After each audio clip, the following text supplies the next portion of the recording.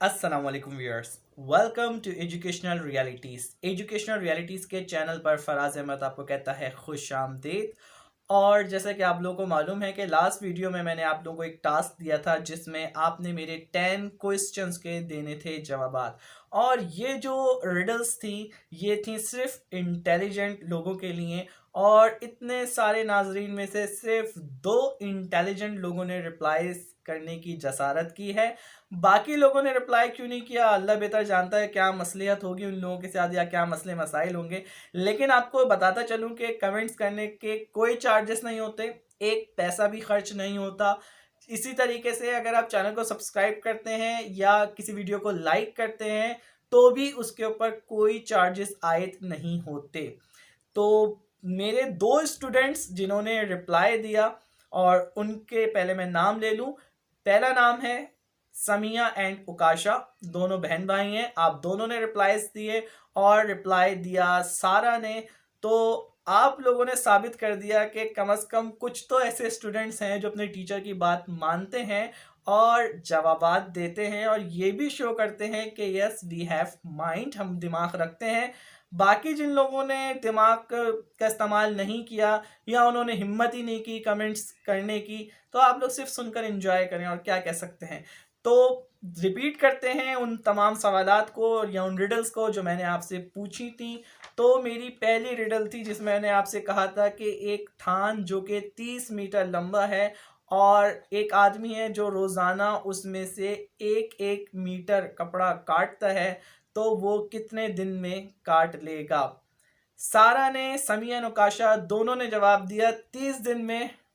और आपका जवाब गलत है।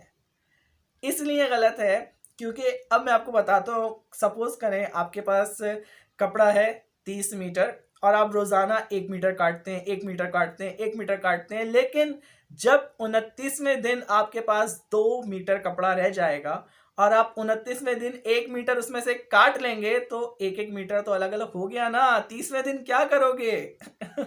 1 मीटर में से भी काटोगे क्या? समझा करो, थोड़ा दिमाग लगाया करो।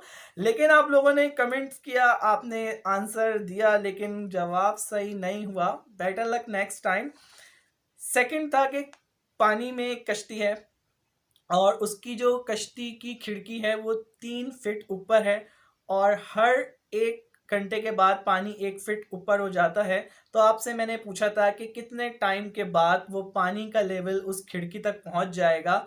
समिया एंड ओकाशा का जवाब था इम्पॉसिबल, लेकिन सारा ने जवाब दिया और सारा ने दो आंसर इसके दिए कि ये भी पॉसिबिलिटी है और ये भी पॉसिबिलिटी है। कि सारा ने पहले जवाब दिया 3 घंटे में हो सकता है वहां तक पहुंच जाए, लेकिन अगर आप गौर करें तो हो क्या रहा होता है कि जैसे ही पानी ऊपर होता जाएगा तो कश्ती भी ऊपर होती जाएगी, वो कोई पानी के नीचे तो नहीं होती जाएगी। तो इट्स इम्पॉसिबल। समिया एंड ओकाशा, आपका जवाब बिल्कुल सही था। ये नामुमकिन सी बात है क्योंकि जैसे ही पानी का लेवल बढ़ेगा कश्ती और ऊपर चली जाएगी, फिर बढ़ेगा, फिर और ऊपर चली जाएगी, तो उसकी खिड़की तक पानी नहीं पहुंच सकता। ओके जी। वो कौन सा खेल है जिसमें किसी भी किस्म का सामान इस्तेमाल नहीं होता? वो काश एंड समिया से अक्कड़ बक्कड़ बम्बे वो। इट्स नॉट लाइक दैट यार। मैं आप लोगों से इंटरनेशनल खेल पूछ रहा था, अक्कड़ बक्कड़ का नहीं पूछा था। लेकिन आपने जवाब दिया, ठीक है। सारा आपका पता नहीं जवाब में समझ में नहीं आया, आपने 3-4 जवाब दिए अजीबो गरीब से। बता देता हूँ मैं आपको वो कौन सा इंटरनेशनल खेल है। वो है रेसलिंग, कुश्ती। कुश्ती में जो है किसी किस्म का सामान इस्तेमाल नहीं होता। फिर है, आप लोगों ने दोनों ने इसका जवाब बिल्कुल सही दिया कि सजा और जजा में अलिफ ही है जो कॉमन होता है।